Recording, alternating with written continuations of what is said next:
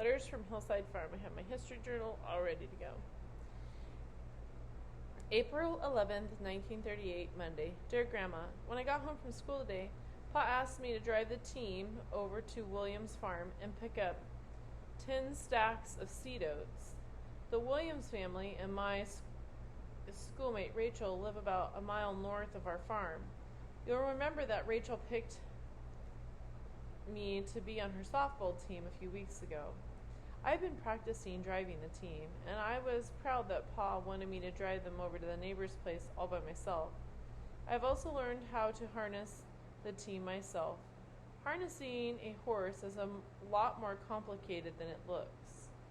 Soon, I was seated on the wagon on my way out our driveway when the team walking out front with their heads high. I waved to Pa and then returned to keeping a tight grip on the driving reins. Maud and Tony are fast walkers. In a few minutes we were out of sight of our farm.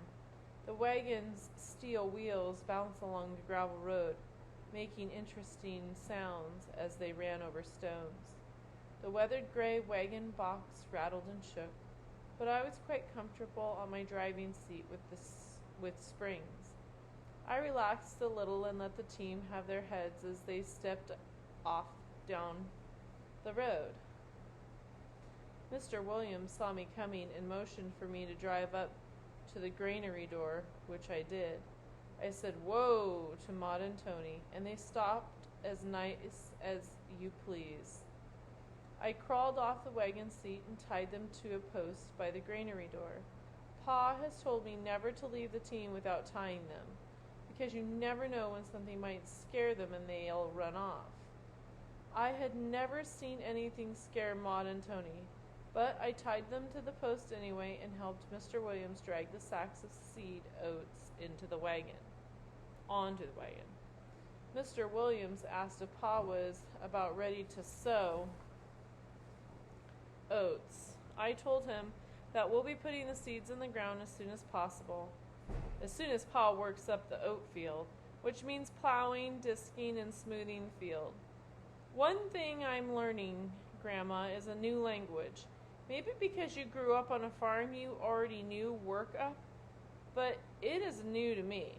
When we were just about finishing loading the sacks of seed oats, Rachel came from the barn carrying something furry in her arms.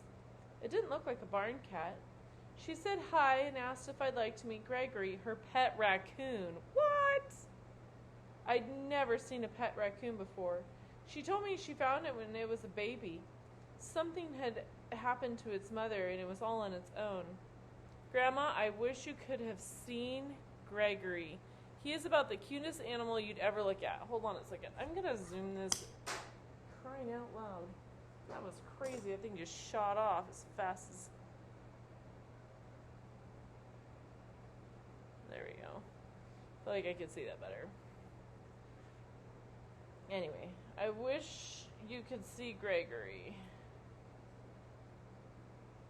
He's about the cutest animal you'd ever want to look at. He's got big bright eyes and a nose like a puppy dog's, and two little cute ears that stand straight up. And did you know what? He has a black mask that makes him look like a furry little outlaw. Rachel said he knows all kinds of tricks and likes to beg for food and hold his paws together like he's praying. That's funny. I wish I had more time to spend with Rachel and Gregory, but I knew Pa was waiting for me at home, so I untied the team and headed back down the road toward home. With the 10 sacks of oats on the wagon, Maud and Tony walked a little slower. It was a pleasant time to be on the road. I could smell the soil the fields had already been plowed. I even saw a wedge of wild geese winging north. Grandma, what a wonderful sound they make, honking as they fly. I watched the great V's change as the new geese, took up the job of leading the flock. Then I saw something in the underbrush along the side of the road ahead of the team. Suddenly, a fox jumped out in the road, its big bushy tail sticking straight out behind it. The horses saw the fox at the same time I did, and Tony snorted and reared his hind legs And then Maud did. Oh no. Wow. It was scary seeing the team on their hind legs pawing in the air and snorting like everything. I pulled the lines and yelled, "Whoa!" at the top of my lungs, but it did no good. The team took off on a gallop toward home. I yanked on the lines as hard as I could, but there was no stopping them. I kept yelling, "Whoa! Whoa!" but they didn't slow one bit.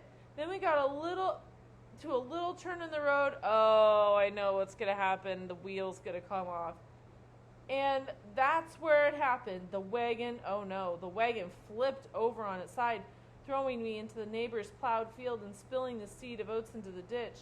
When the wagon tipped, Maud and Tony finally stopped. I got up from the muddy field and hobbled over to the wagon. I was muddy from one end to the other, but I wasn't hurt. Maud and Tony seemed all right too, although they were breathing pretty hard. Pa had been watching me drive down the road, and he came running when he saw what happened. He grabbed the team by their bridle and calmed them down, and then he unhitched the team from the overturned wagon and said we'd need some help in riding it, and that we'd have to shovel up as many of the seed oats as we could. I thought he was going to give me the dickens, but he didn't. He just asked if I was hurt and what happened. I told him about the fox running out in front of the horses. He said it doesn't take much to spook a team. That's interesting. They're huge. I know one thing, Grandma. I'll never let the lines rest in my lap again. I didn't tell Pa that I wasn't holding the lines tight when the fox jumped in front of the horses. That's kind of a big deal. Your grandson, George. Oh no. So wonder what Grandma has to tell him. Dear George, the Depot appears to be a normal little puppy getting into all kinds of things he shouldn't. If you want to stay on your ma's good side, you'll need to do a better job of watching after him. I'm sure you already know that. I'm glad your ma gave some food to the man who stopped by your house. This depression is a terrible thing indeed, and it just keeps hanging on month after month, year after year. I know it's tough for farmers like your pa who have to contend with low prices, but I think it's even worse in the big cities like here in Cleveland. 25% of our people who want to go to work don't have jobs. Can you imagine that? 1/4 of the people have no income, just like the fellow who stopped by your house asking for something to eat. Most of these men who are on the road have families, too. It's just terrible. I know you don't have it easy living on a farm, but at least you and your family have a roof over your heads and plenty to eat. I spend some of my time volunteering at a soup kitchen in downtown Cleveland. A soup kitchen is a place where people can get a free meal.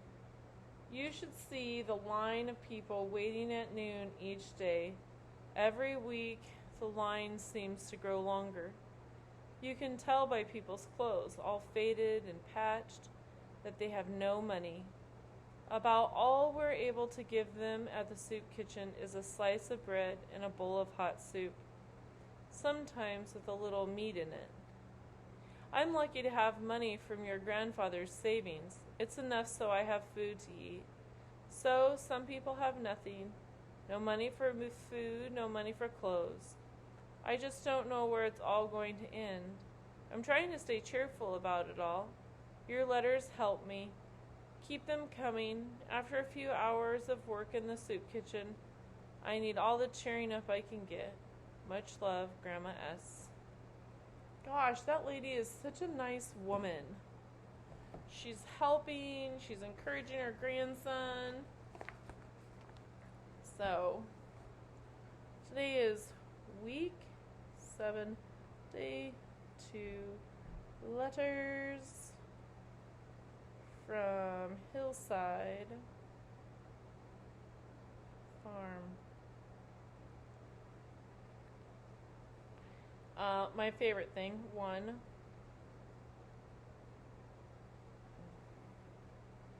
George's friend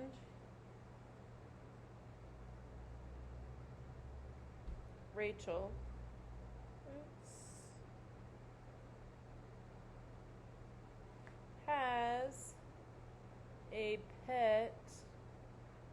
Raccoon.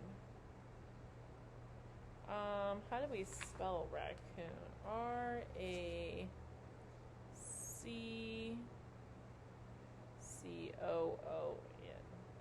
Has a pet raccoon that she rescued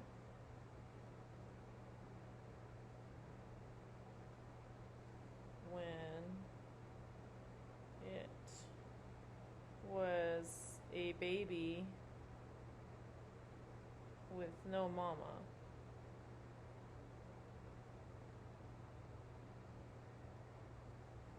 Capital George, capital Rachel, period, plus 2. 2. Says that was a fact. This is a connection. I don't know if I could raise a baby raccoon, but I bet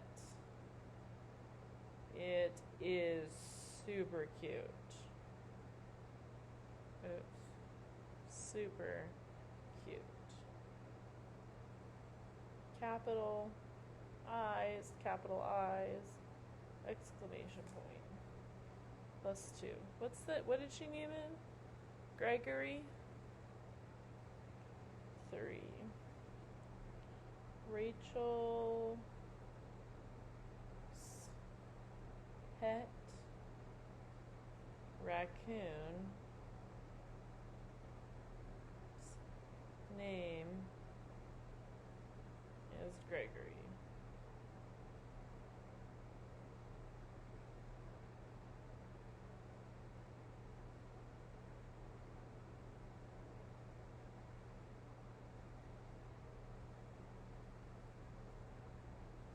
Capital, period.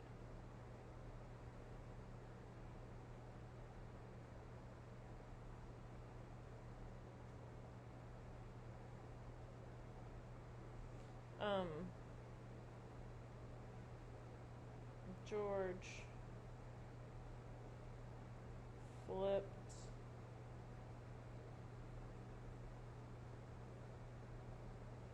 the horse wagon because a fox spooked the horses.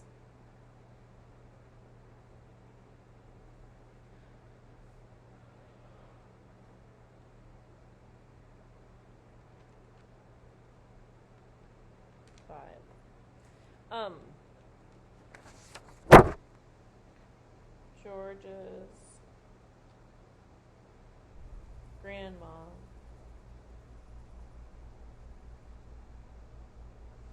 talks about, oh, that heater's loud, about how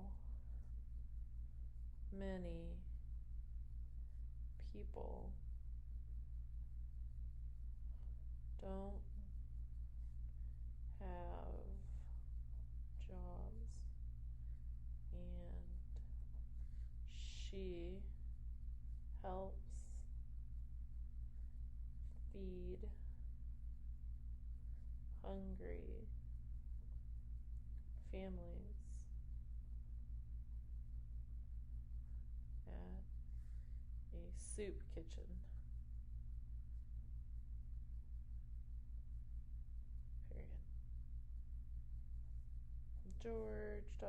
George's grandma talks about how many people don't have jobs and how she helps feed hungry families at a soup kitchen. Period. Nice job, I did it. Plus 10 out of 10. Capital N marks.